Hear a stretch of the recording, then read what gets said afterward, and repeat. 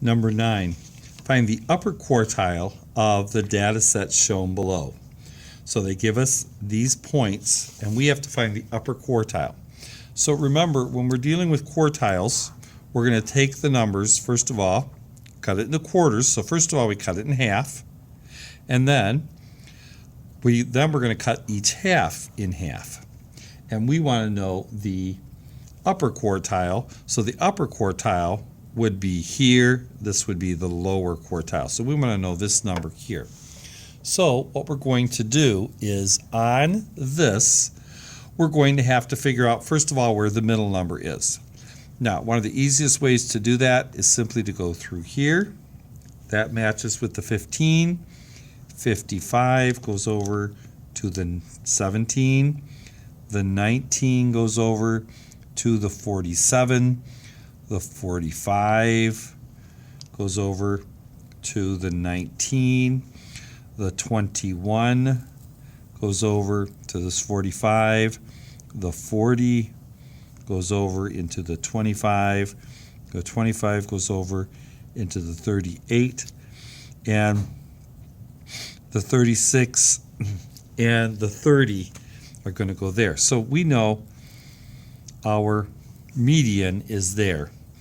Now, it doesn't actually have to find the median, but just to review, to find the median when we have two numbers, we just take those two numbers, add them up, and divide by 2. So we're going to get 66 divided by 2, so our median is 33. But we want the upper quartile, which is going to be this one here. So now what we're going to do is, this is our middle point right here.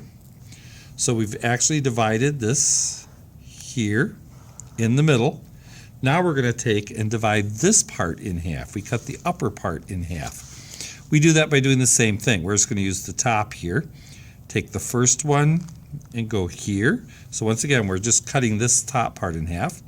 55 over to the 38, 47 to the 40, 45 to the 45. And since they're both the same number, 45 plus 45 divided by 2 would be 90 divided by 2, which would just be 45.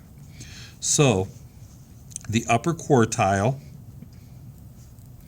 is going to be 45.